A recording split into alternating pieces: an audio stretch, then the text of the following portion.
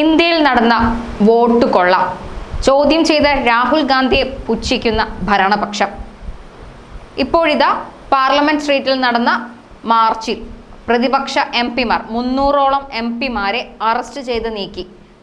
എന്താണ് ജനാധിപത്യം കൊണ്ട് കേന്ദ്ര സർക്കാരും BJPയും ഉദ്ദേശിക്കുന്നത്? രാഹുൽ ഗാന്ധിയുടെ ആറ്റം ബോംബ് വെറും ആറ്റമായി മാറി എന്നാണ് രാജീവ് ചന്ദ്രശേഖർ വിവരിച്ചത്, അതും ഫേസ്ബുക്കിൽ തൻ്റെ പോസ്റ്റിലൂടെ. എന്താണ് അദ്ദേഹം വിലവെക്കുന്നത്? എന്താണ് ജനാധിപത്യത്തെക്കുറിച്ച് രാജീവ് ചന്ദ്രശേഖർ മനസ്സിലാക്കിയത്? ഒറ്റ മണ്ഡലത്തിലാണ് 1 ലക്ഷത്തിലധികം വോട്ടുകൾ കള്ളവോട്ടായി മാറിയത്. അതിൻ്റെ അന്വേഷണ പരമ്പരകൾ നടത്തുന്ന മാധ്യമ പ്രവർത്തകർ വരെ ഇന്നുണ്ട്. ഇത് ഒരു സമയത്ത് തെളിയിക്കപ്പെടും. ഈ പോസ്റ്റിന് താഴെ ഒരു കമൻറ്റ് വന്നു. ഇന്ത്യയുടെ ഇപ്പോഴത്തെ മുഖ്യ തെരഞ്ഞെടുപ്പ് കമ്മീഷണർ ജ്ഞാനേഷ് കുമാർ ആരാണ്? ആഭ്യന്തര മന്ത്രാലയത്തിൽ അമിത്ഷായുടെ വലം കൈയായി അറിയപ്പെടുന്ന ഇദ്ദേഹം 2019 ജമ്മു കാശ്മീരിൽ ആർട്ടിക്കിൾ 370 റദ്ദാക്കുന്നതിൻ്റെ ഭാഗമായി ബില്ലിൻ്റെ രൂപീകരണത്തിൽ പ്രധാന പങ്കുവഹിച്ചിരുന്നു. ഈ സമയത്ത് അദ്ദേഹം ആഭ്യന്തര മന്ത്രാലയത്തിൽ ജോയിന്റ് സെക്രട്ടറിയുമായിരുന്നു. പിന്നീട് 2020 അയോധ്യയിലെ രാമക്ഷേത്രവുമായി ബന്ധപ്പെട്ട സുപ്രീം കോടതി കേസിന്റെ രേഖകൾ കൈകാര്യം ചെയ്യുന്നതിൽ ജ്ഞാനേഷ് കുമാർ ഉൾപ്പെട്ടിരുന്നു. ശേഷം 2022 മുതൽ 2024 അമിത്ഷായുടെ തന്നെ ചുമതലയുള്ള സഹകരണ മന്ത്രാലയത്തിൽ സെക്രട്ടറിയായി പ്രവർത്തിച്ചു. സംഘപരിവാർ ഈ അടുത്ത കാലത്ത് നടപ്പാക്കിയ അവരുടെ പ്രൈം പ്രോജക്റ്റിൽ ഒക്കെ ഈ കൃത്യമായി നടപ്പാക്കാൻ നിയോഗിക്കപ്പെട്ട ഉദ്യോഗസ്ഥനായിരുന്നു ജ്ഞാനേഷ് കുമാർ. അതുകൊണ്ട് തന്നെ ഇപ്പോൾ അദ്ദേഹം എത്തിച്ചേർന്ന പദവിയിലും സംഘപരിവാറിനോട് കൂറ് കാണിക്കാതെ സ്വതന്ത്രമായി ജോലി ചെയ്യുമെന്ന് പ്രതീക്ഷിക്കുന്നതാണ് പ്രശ്നം. തിരഞ്ഞെടുപ്പ് കമ്മീഷണറായുള്ള ജ്ഞാനേഷ് കുമാറിന്റെ നിയമനം അത്ര നിഷ്കളങ്കമാണെന്ന് കരുതേണ്ടതല്ല. ഇതാണ് അദ്ദേഹം പറയുന്നത്.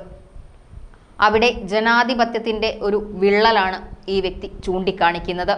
ഷാഫി പറമ്പിൽ പറഞ്ഞതുപോലെ പ്രതിപക്ഷം ഒറ്റക്കെട്ടായി തന്നെ ഇതിനോട് പ്രതികരിക്കും. ഷാഫി പറമ്പിലിന്റെ വാക്കുകൾ. തീർച്ചയായിട്ടും ഇത് ഇന്ത്യ ഒന്നാകെ ആളിപ്പടരാൻ പോവുകയാണ് എന്നുള്ളതിന്റെ തെളിഞ്ഞ ഉദാഹരണമാണ് ഇന്നത്തെ സമരം. ഇന്ത്യ ബ്ലോക്കിന്റെ ഭാഗമായിട്ട് ഞങ്ങൾ നിൽക്കാൻ തയ്യാറല്ല എന്ന് പറയുന്ന ആളുകൾ പോലും ഈ സമരത്തിനെത്തുക.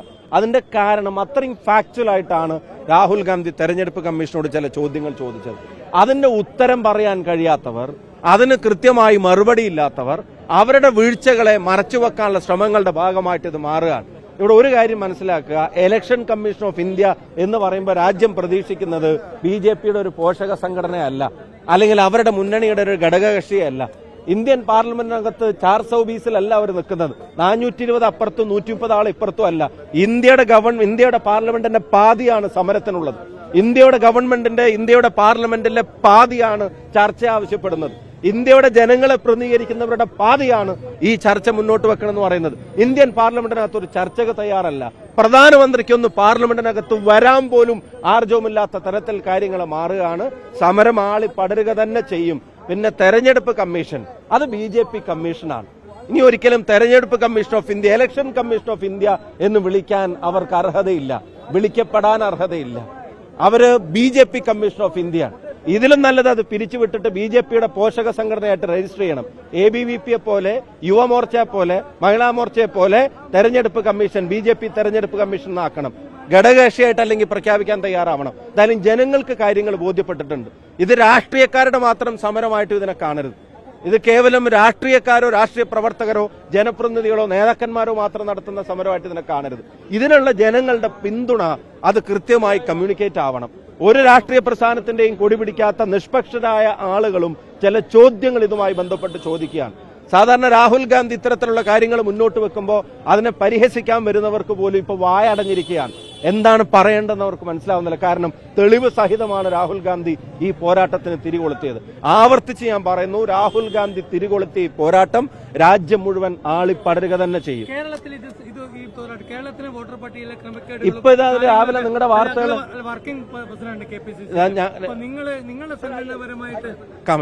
ഓഗസ്റ്റ് 14 രാത്രി സ്വാതന്ത്ര്യ രാവിൽ 14 ജില്ലാ ആസ്ഥാനത്തും KPCC സമരം പ്രഖ്യാപിച്ചിട്ടുണ്ട്.